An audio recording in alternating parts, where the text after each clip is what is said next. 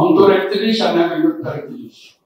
শুধু এটা সভা করার জন্য না, এটার পরিকল্পনাটা ছিল আপনাদেরকে ইনভলভ করা, বাংলাদেশের দূরের থেকে দুঃখ প্রকাশ করা, হতাশা প্রকাশ করা, এটা তো কড়াকড়ি করে যাচ্ছে। এবার হতাশা এবং আতঙ্ক অনুভব না করে নিজেরা কিভাবে এটার সঙ্গে ইনভলভ হতে পারে, এটি ছিল বিষয়টা নিয়ে আমরা আলোচনা করছিলাম।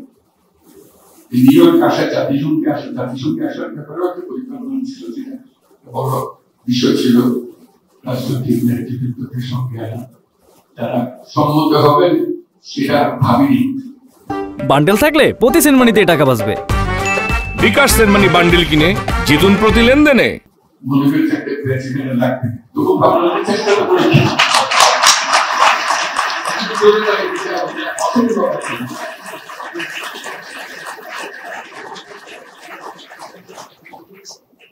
ওনাদের সম্মতি দেখে আমার মনে বাংলাদেশ সম্বন্ধে, বাংলাদেশের ভবিষ্যৎ সম্বন্ধে আমার আস্থা অনেক বেড়ে গেছে।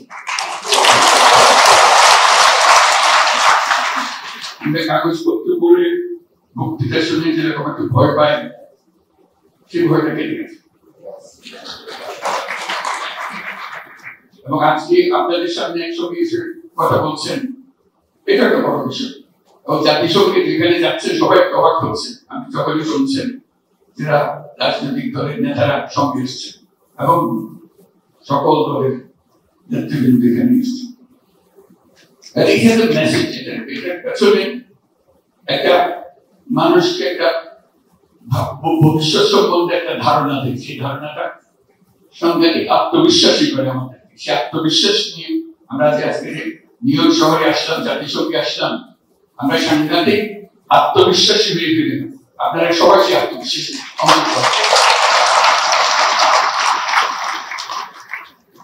কারণ ছাত্ররা তাদের রক্ত দিয়ে যে সুযোগ সৃষ্টি করে দিয়েছে, সেটা শুধু একটি রাজনৈতিক সরকার পরিবর্তনের বিষয় ছিল,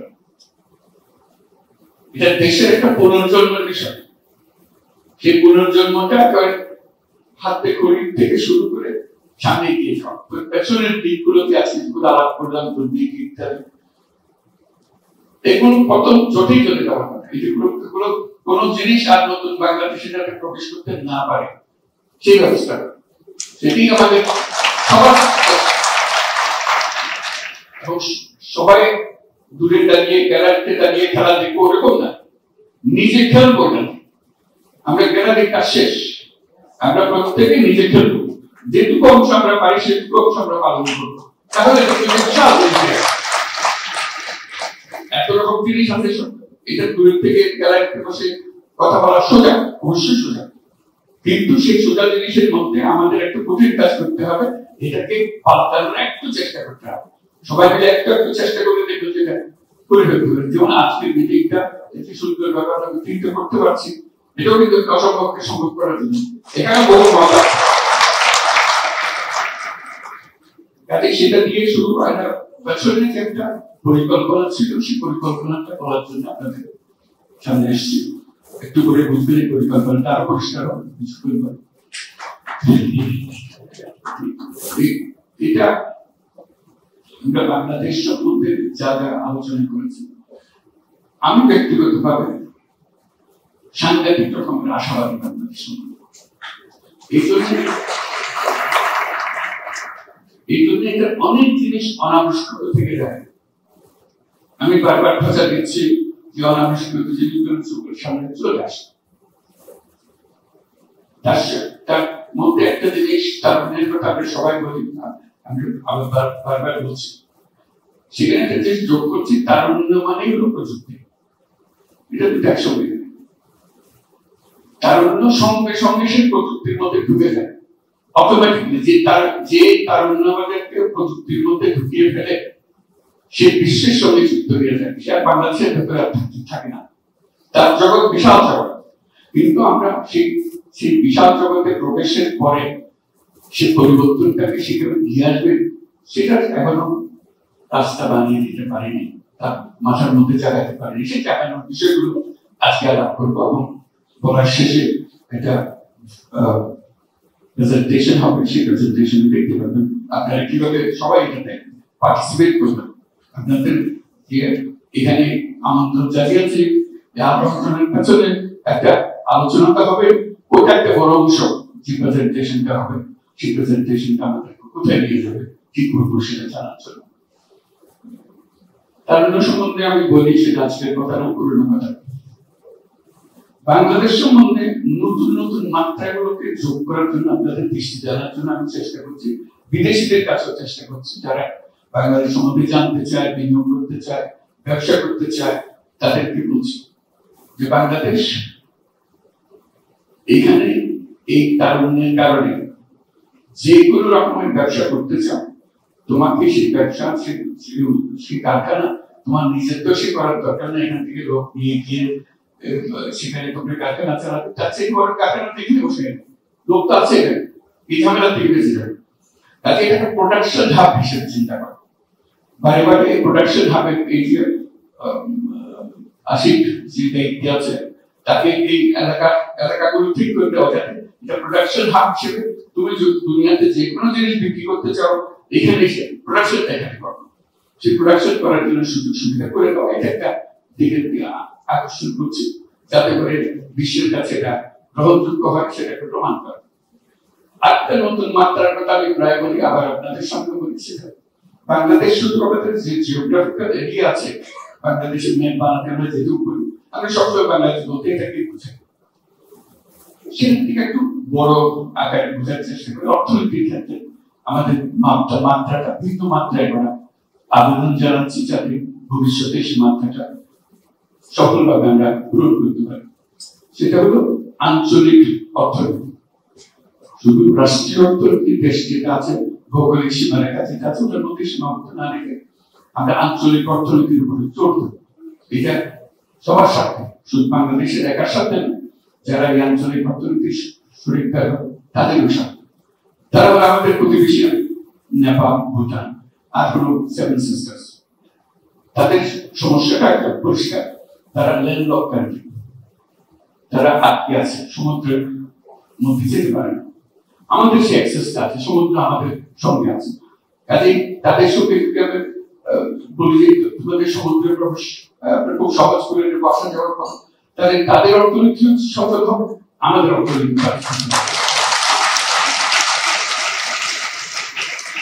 এবং ভারত থেকে নিয়ে আলাপ হচ্ছে, অনেকে বিরূপ মন্তব্য করছে, কিন্তু অনেকে সন্তুষ্ট যে এটা হওয়া উচিত। এটা মানে স্বাভাবিক পদ্ধতিতে হবে, এটা জোর করে কাউকে বলতে পারবো না আমার সঙ্গে ব্যবসা করে, সে তার ব্যবসা এখন সীমাবদ্ধ হয়ে গেছে, সেখানে বিবেক হচ্ছে। আমরা যদি তার রাস্তাটা খুলে দিই, সেও খুশি, আমরা খুশি, কারণ সে আমার উপর দিয়ে চলাফেরা করা মানে আমার অর্থনীতি একটা বিরাট প্রতিসঞ্চার হবে। তো সেই দিকে এই জন্য আপনাদেরকে এটা বললাম, এটা মাথার মধ্যে রাখা, কারণ আপনাদের সঙ্গে এইসব এলাকার যে রিজিওনাল অর্থনীতি যেটা বলছে, আঞ্চলিক অর্থনীতি, তাদের বন্ধু বান্ধব অনেক আছে আপনাদের কাছে। আপনারা যেমন গুরুত্বপূর্ণ বাংলাদেশের জন্য, তারাও তাদের জন্য, তাদের দেশের জন্য গুরুত্বপূর্ণ। তারা যদি মনে করেন হ্যাঁ তাই তো আমরা এটা মাধ্যমে কাজকর্ম করবো, তারা আস্তে আস্তে দেখবে যে রাস্তা খুলে যাচ্ছে। মানুষ যেটা চায় সে রাস্তা বন্ধ করে রাখা যায় না, স্রোতের মতো জিনিস। পানিকে যেরকম আটকে রাখা যায়, মানুষের আশঙ্কা আটকে রাখা যায়। একবার একটা মাথায় ঢুকে গেলে সেটা যে পাথর হোক, যেই হোক, এটা ভেঙে সে বের হবে। কাজে মাথার মধ্যে যদি ঢুকে এটা আঞ্চলিক অর্থনীতি আমরা গড়ে তুলবো, তাহলে দেখবেন যে আঞ্চলিক ভাবে অনেক জিনিস সম্ভব। এখানে আন্তর্জাতিক ক্ষেত্রে যখন জাতিসংঘে আসি, বিভিন্ন দেশের লোকদের সঙ্গে, নেতৃবৃন্দের সঙ্গে দেখা হয়, তাদেরকে কথা বলি, তাদের কাছে সঙ্গে সঙ্গে এটা মনে হয় বড় প্রস্তাব। একটা বিশ্ব সংস্থার প্রধান যে বলল যে হ্যাঁ এটা তো এই জিনিস তো আমরা অনুভব করি, কিন্তু তোমার মতো করে বলতে পারিনি, এখন থেকে এটা আমি বলবো আঞ্চলিক অর্থনীতি। তাদের এই যে সীমাবদ্ধতা, দেশের অর্থনীতির যে সীমাবদ্ধতা, সেই সীমাবদ্ধতা থেকে আমরা বেরিয়ে যেতে পারবো। আমাদের মনটাও বড় হবে, ইন্টারাকশন হবে আশেপাশের দেশের সঙ্গে, এবং আমাদের অর্থনীতির মধ্যে একটা বিরাট গতি সঞ্চার। আরেকটা বিষয় আছে, সেটা হলো বললাম আমাদের অর্থনীতি, এখানে পানি ছিল নাকি আমাদের, দিয়ে দেন।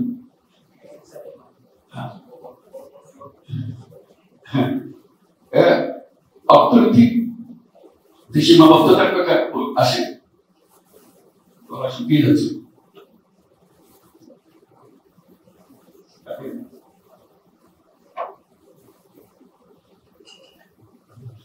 আরেকটা বিষয় হলো ওই যে সীমাবদ্ধতা, যে ম্যাপ, বাংলাদেশের ম্যাপ, বাংলাদেশ বলতে আমরা ওটাই বুঝি।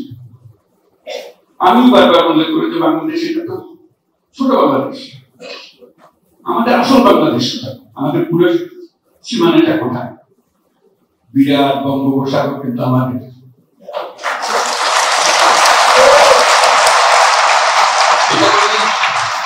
এটা কোনোদিন স্কুলের ছেলে মেয়েদেরকে বোঝায় না, কলেজ বিশ্ববিদ্যালয়ের ছেলে মেয়েদেরকে বোঝায় না। ম্যাপটা একে বাংলাদেশ শেষ, বাংলাদেশ শেষ হয়নি। বাংলাদেশের মাত্র অর্ধেক দিকে, বাকি অর্ধেক সমুদ্র, বিশাল। এখন থেকে আমি বলছি যে বাংলাদেশ বলতে তোমরা সমুদ্র সহ বাংলাদেশ দেখাবো, তো জানো এটা নেই। এটা তো অসম সম্পদ, মাটির নিচে যেরকম সম্পদ, পানির নিচে পানির উপরে সব সম্পদ। এটা আমি ছাড়বো কেন? ছাড় তো প্রশ্নই এটা না, এটাকে বাড়িয়ে দেওয়া হয়েছে। এটা অনেকটা এরকম, বিরাট দিঘি আছে বাড়ির সামনে, মাঝে মাঝে গিয়ে আমি কষে দিয়ে একটা মাছ ধরি, কিন্তু পুরো দিঘি মাছ একটা জাল ফেলি না, মনে হচ্ছে এটা শুধু পাড়ে করে বসে একটা বসে দিয়ে মাছ ধরে। তারপরে ওই ছেলেদের দিয়ে মাছ ধরে কিছু যায়, আবহাওয়াটা দেয় যে একটু ঘূর্ণিপাতার আশঙ্কা দেখা যাচ্ছে, ওইটুকু নিয়ে আমি সম্ভব ওই পাড়ের সঙ্গে লাগানো। এত বড় মহাসমুদ্র যে আমার সামনে হয়ে গেছে, আমাদের চিন্তার মধ্যে বসে। তা আমি বারে বারে একটা চিন্তার মধ্যে ঢোকানোর চেষ্টা করছি। পুরো অর্থনৈতিক আয়োজনটা সমুদ্রকে কেন্দ্র করে, সমুদ্রকে চিন্তা করে করতে হবে। এখন আমরা বিভিন্ন দেশের সঙ্গে আলাপ করছি যে এই সমুদ্র কাজে লাগানোর জন্য আমাদের যা যা দরকার, জাহাজ দরকার, মাছ ধরার ট্রলার দরকার, প্রসেসিং দরকার, এগুলোর জন্য আমাদের প্রস্তুতি নেওয়ার জন্য। সমুদ্র সম্বন্ধে একবার যদি আমরা চিন্তা মাথায় ঢুকায় ফেলাই, তার আগেই চিন্তা হলো যে সমুদ্র যখন আছে, সমুদ্রের উপরিভাগটা হলো চলাচলের রাস্তা। দুনিয়ার যে কোনো জায়গা থেকে যে কোনো জায়গায় যাওয়া যায়, ওখানে রাস্তা বানাতে হবে না, জাহাজ লাগে, জাহাজ লাগে, বন্দর লাগে। আমরা একটা বন্দর, চট্টগ্রাম বন্দর নিয়ে বসে আছি, মারামারি কাটাকাটি করে এটা নিয়ে বের করি, ওই একটা। সেটাও আবার সমুদ্র বন্দর নয়। আমরা যদি সমুদ্র বন্দর বলি, এটা নদীর একটা বন্দর। চট্টগ্রাম বন্দরে জাহাজ কিন্তু সমুদ্রে থামে না, কর্ণফুলী নদীতে গিয়ে থামে, কিন্তু সমুদ্রের বন্দর তো সমুদ্রের উপরে থাকবে। এই যে জলমাত যেই মাত্র আমরা বঙ্গোপসাগর তার উপকূল দিয়ে মাথার মধ্যে ঢোকাবো, তখন দেখা যাবে যে কক্সবাজার, মাতারবাড়ি সবকিছু এখন বিরাট গভীর সমুদ্র বন্দরের জন্য প্রস্তুত। একবার যদি সেখানে গভীর সমুদ্র বন্দর, একটা সমুদ্র বন্দর প্রায় শেষ হয়ে আসছে, কাজে লাগানোর মতো করে এরকম যদি দু চারটা সমুদ্র বন্দর হয়, সিঙ্গাপুর যেমন, সিঙ্গাপুরের আসলে কি বন্দর আর তো কিছু না, এই বন্দরের ফ্যাসিলিটি বিক্রি করে সে আজকে এত বড় রাষ্ট্র হয়ে গেল, এত বড় ধনী রাষ্ট্র হয়ে গেল। আর আমরা বসে আছি মাছ ধরতেছি উপকূলে বসে, ছেলেদের পাঠায় দিতেছি মাছ ধরে, আর সত্যি মানে এইটুকুই গেল।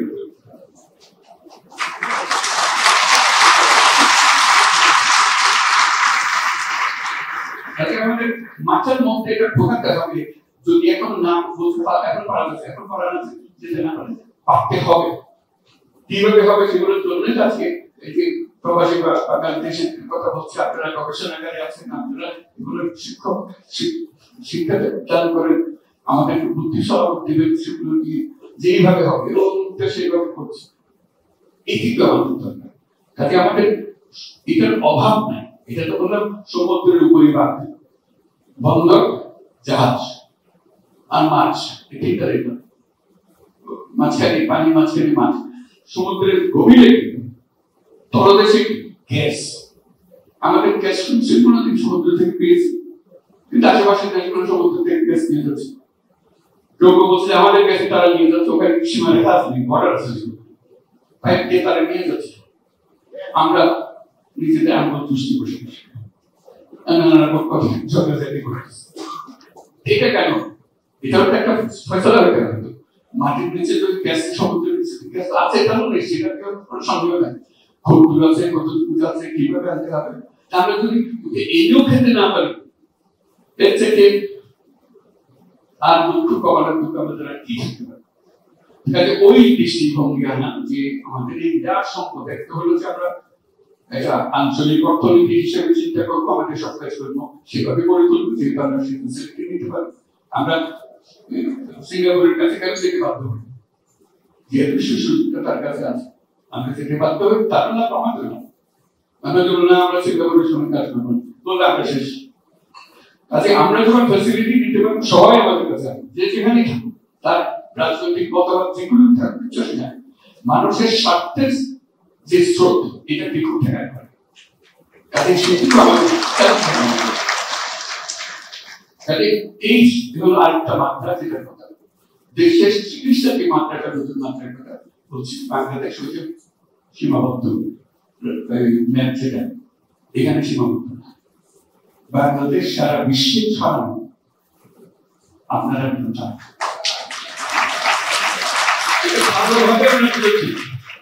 ভালোভাবে আমরা বুঝেছি। এই অভ্যুত্থানের সঙ্গে ছাত্র অভ্যুত্থানের সঙ্গে তারা আমাদেরকে বাঁচান। আমাদের অর্থনীতি শেষ, কিছু নেই, একেবারে তলানি বাঁচায় রাখলো ওকে রেমিটেন্স।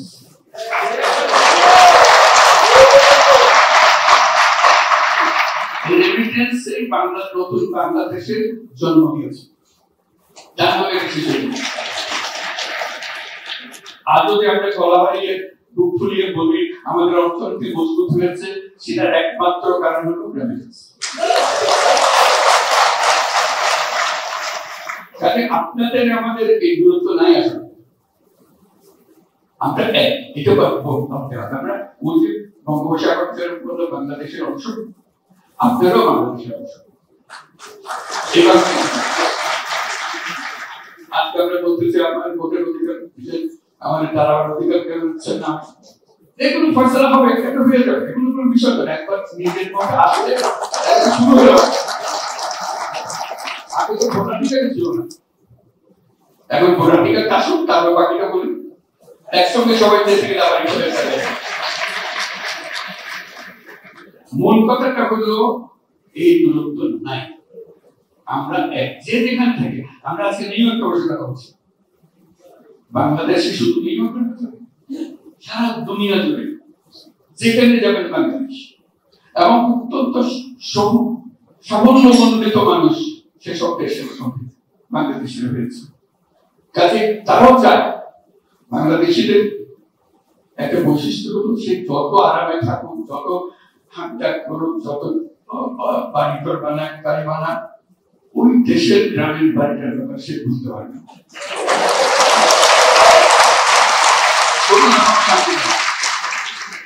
তার কিছু একটা করতেছে, কিছু একটা করতে হলে আমি কিভাবে করবো, কারোর উপর ভরসা করতে পারি না। চাচা তো ভেবে দিয়েছিলাম টাকা পয়সা, কিন্তু সব খেয়ে লাইন পেতেছি না। এখন আমরা বলছি যে আমরা লাইন করবো, আপনি কি করতে চান এটা আপনি নির্বিঘ্নে করবেন, একবার সম্পূর্ণ আস্থা সঙ্গে করবেন। সেখানে না পারলে সেটা কেন পারতেছেন না সেটা বলবেন। সেটা আজকে যে প্রেজেন্টেশনটা হবে সেই প্রেজেন্টেশন আপনাদেরকে অংশ করবেন। আপনারা এখন থেকে বাংলাদেশের অংশ, একবার 100%।